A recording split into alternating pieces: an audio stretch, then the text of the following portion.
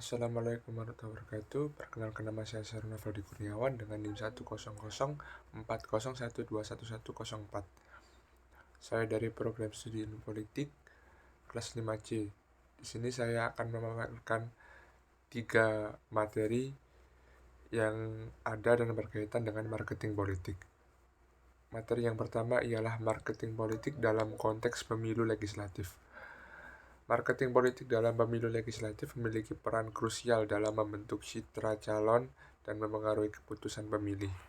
Dalam menggabungkan branding personal yang kuat, komunikasi efektif, dan pemanfaatan media sosial, calon-calon legislatif dapat meningkatkan peluang mereka untuk memenangkan dukungan pemilih dan berhasil dalam pemilu legislatif. Komunikasi efektif juga memainkan peran penting dalam marketing politik. Calon perlu mampu menyampaikan visi, misi, dan program kerja mereka secara jelas dan meyakinkan.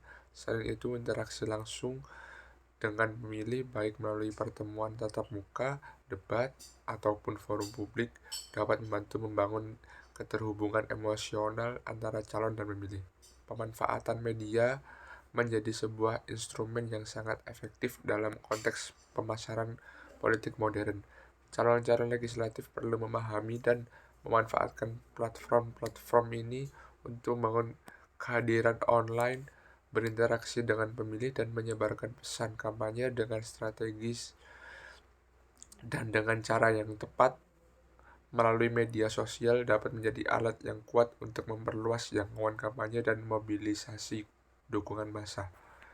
Di sini sendiri marketing politik amat sangat perlu dalam konteks pemilu legislatif, karena dalam pemilu legislatif sendiri banyak sekali aspek-aspek yang mengaruhi dan dapat berdampak ke dalam marketing politik. Salah satu contohnya ada beberapa, seperti ada branding personal yang kuat, memiliki komunikasi yang efektif, dan pemanfaatan media sosial. Calon-calon legislatif harus memiliki branding personal yang kuat agar dapat meyakinkan dan dapat meyakinkan serta mendapat dukungan dari para pemilih. Dan untuk yang kedua, komunikasi yang efektif itu calon-calon legislatif juga harus mampu memiliki komunikasi yang efektif dengan cara memainkan peranan penting yang ada di dalamnya dan mampu menyampaikan visi, misi, dan program kerja calon-calon legislatif tersebut secara jelas dan meyakinkan. Dengan cara interaksi seperti tatap muka, debat, dan forum publik dapat membangun hubungan interaksi maupun komunikasi yang efektif antara calon dan pemilih.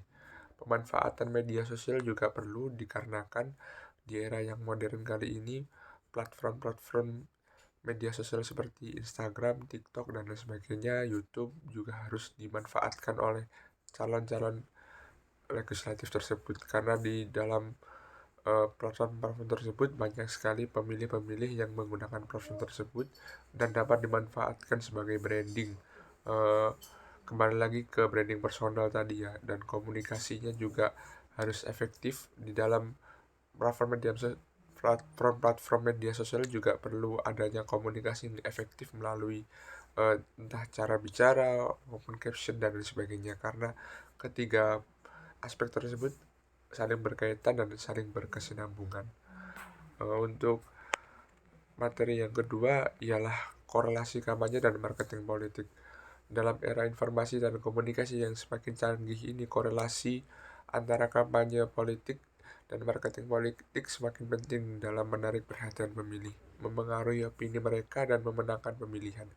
Kampanye politik sangat penting dalam proses demokrasi karena memungkinkan pemilih untuk mendapatkan informasi tentang calon dan partai politik, serta memungkinkan mereka untuk membuat keputusan yang terinformasi saat memilih wakil mereka dalam pemerintahan. Sedangkan marketing politik ialah praktik yang dimana pemasaran dan strategi komunikasi yang digunakan oleh calon politik, partai politik, atau kelompok politik untuk mempromosikan pesan citra atau agenda politik mereka kepada pemilih potensial. Tujuannya ialah untuk memenangkan kepemilihan, mempengaruhi pendapat publik, dan mencapai tujuan politik tertentu. Bisa disimpulkan dan bisa ditarik suatu garis bawah bahwasannya korelasi kampanye dan politik itu memang ada dan cukup kuat, dikarenakan marketing politik itu dapat mempengaruhi kampanye dan dapat mempengaruhi hasil suara pemilih untuk calon-calon yang akan mendaftar di pemilu tersebut, karena di dalamnya terdapat banyak sekali aspek-aspek yang mempengaruhi. Contohnya seperti eh, praktik di mana pemasaran strategi dan komunikasi itu terhadap calon, parpol, dan kelompok politik tersebut itu dapat dipromosikan melalui eh, banyak sekali, contohnya seperti eh, platform media sosial dan lain sebagainya untuk kampanye, dan tujuan utamanya itu ya apalagi kalau bukan dapat memegang suara dari para pemilih. Jadi intinya korelasi kampanye dan marketing politik itu amat sangat erat dan lekat. Untuk materi yang selanjutnya atau yang terakhir ialah marketing politik dalam konteks pemilu kepala daerah. Memenangkan pertarungan dalam politik atau pemilu tidak sederhana dan tidak mudah. Bukan hanya mengandalkan popularitas maupun modal besar, menjadi pemimpin politik membutuhkan seseorang yang bisa mengemban amanah, jujur, memiliki kredibilitas dan kapasitas yang mapan, dan tidak korup. Dalam konteks ini, sebagai kepala daerah, model kepemimpinan yang populis ialah bagaimana menempatkan diri di hadapan rakyat atau publik sebagai pemimpin yang sangat pro dengan rakyat. Maka dari itu, dalam hal ini ada beberapa marketing politik yang digunakan oleh beberapa calon kepala daerah untuk menarik simpati masyarakat.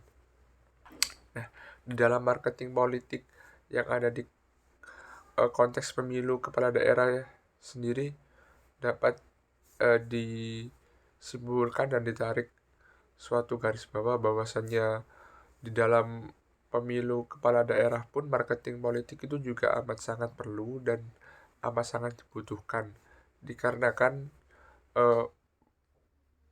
suatu calon itu harus memiliki banyak sekali aspek-aspek yang ada di dalam marketing politik tersebut.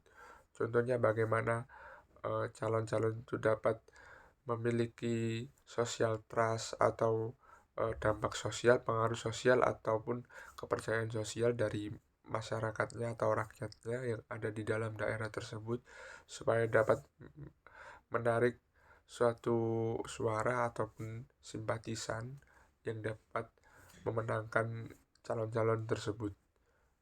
Dan yang kedua adalah juga bagaimana calon tersebut memiliki komunikasi yang baik dengan partai politiknya dan dengan tim-timnya, terutama dengan koalisi-koalisinya.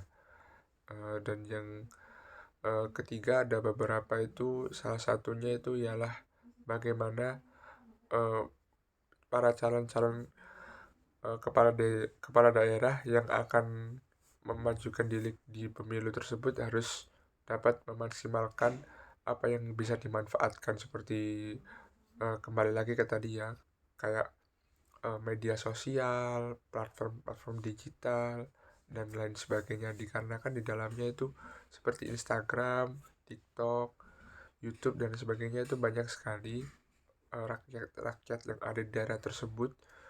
Itu pasti ada beberapa yang menggunakan platform-platform atau media-media sosial tersebut. Kita juga harus mengetahui bagaimana peluang-peluang yang akan didapatkan di dalamnya maupun yang ada di luarnya. Di sisi lain kita juga harus memikirkan bagaimana kita bisa membranding diri kita masing-masing dengan cara komunikasi yang efektif, dan bagaimana kita bisa membranding diri kita sendiri sebagai kepala daerah di pemilu tersebut, agar masyarakat itu dapat memiliki kepercayaan sosial untuk kita sendiri. Mungkin cukup itu yang bisa saya sampaikan dari ketiga materi yang ada di marketing politik. Kurang lebihnya mohon maaf. Terima kasih banyak. Wassalamualaikum warahmatullahi wabarakatuh.